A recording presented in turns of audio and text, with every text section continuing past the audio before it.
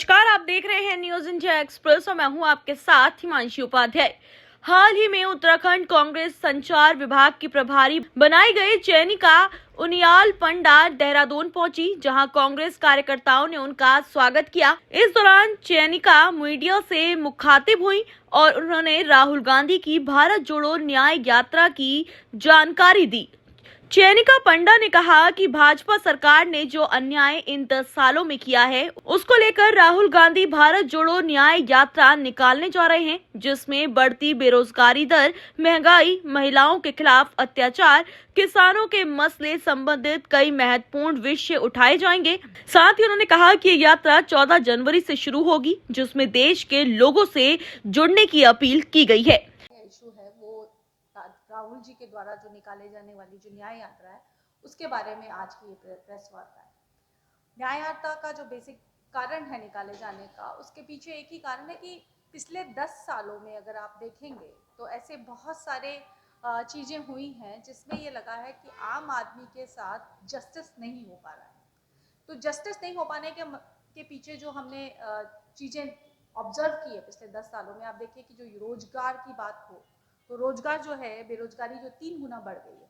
जहां आप ये देखोगे कि 2012 में 1 करोड़ बेरोजगार होता था, वो आज 2022 तक जो है वो 4 करोड़ हो चुका है। यानी कि आप ये देख लीजिए कि हर जो एक टीम में से एक जो ग्रेजुएट है वो नौकरी की तलाश में।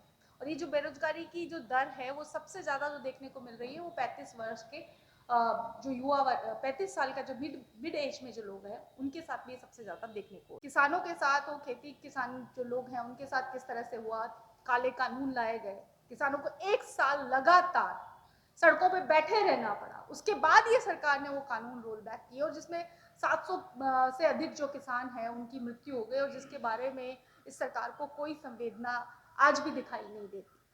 अब ये देखिए, अगर हम महिलाओं की बात करें, महिलाओं के मुद्दों पे बात करें, तो जितनी असंवेदनशील सरकार ये दिखती है महिलाओं के मुद्दे में, इससे पहले कभी भी नहीं हुआ। ऐसा नहीं है कि पहले महिलाओं के साथ में कोई आपराधिक मामला नहीं हुआ हो, लेकिन जो सरकारों का रुख होता था वो बड़ा संवेदनशील होता था। अब तो आप देख लीजिए कि सरकार जो है, ये सरकार तो ऐसी है, पहली सरकार देखिए आप भारत में ऐसी है जो बलात्कारियों को कानूनन तौर पर रिहा करती है।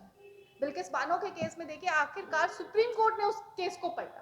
तो अगर सरकार खुद जो है अगर अपराधियों को रिहा करेगी तो उससे मैसेज क्या जाएगा। उससे आप बात करते हो, मैं गुजरात में मीडिया पर बारी थी और मैंने देखा कि गुजरात ऐसा पहला इस देश का राज्य बना जहां पर सरकारी विश्वविद्यालयों से ज्यादा निजी विश्वविद्यालय हैं। तो अब ये देखिए कि ये चाहते नहीं है कि आम आदमी जो है जी पाए या उसके साथ किसी तरह का जस्टिस हो। तो इन्हीं सारे मुद्दों को लेकर के राहुल जी ने फाइनली ये निर्धारित किया कि वो जनता के बीच में जाएंगे इन मुद्दों को लेकर के और न्याय के लिए लोगों को एक साथ जोड़ेंगे। इसीलिए भारत जोड़ो यात्रा का जो दूसरा चरण है, भारत जोड़ो न्याय यात्रा, वो 14 तारीख से शुरू होने जा रही है। और हम आम जनता से ही उम्मीद करते हैं और अपील करते हैं कि वो आगे आएं और इस जस्टिस की लड़ाई में और इस न्याय की लड़ाई में कंधे से कंधा मिलाकर के खड़ी हो, क्योंकि ये लोकतंत्र है और लोगों का तंत्र है लोकतंत्र। अगर लोग अपनी आवाज उठाएंगे अपने मामले में तो सरकार कितनी भी निकम्मी क्यों ना हो उसको सुनना पड़ेगा। और ये बात 2-3 बार निर्धारित हो चुकी है कि जिस तरीके से किसानों ने अपनी बात को मनाने के लिए मजबूर किया, वो जो है वो ये दिखाता है कि अगर जनता एक साथ आए तो सरकार को सुनना पड़ता है। और सबसे बड़ी चीज ये देखिए कि आज की डेट में जो गरीब है वो और गरीब हो रहा है और जो चंद अमीर हैं वो बहुत ज्यादा अमीर होते जा रहे हैं। इसको वो कहते हैं ना क्रोनी कैपिटलिज्म। निजीकरण एक अलग चीज है, निजीकरण अलग विषय हो सकता है बहस का, पर वही है कि इससे गुरेज नहीं है कि अदानी क्यों व्यापार कर रहा है, पर इससे सबको गुरेज होना चाहिए कि अदानी ही क्यों व्यापार करे, बाकी क्यों ना करे।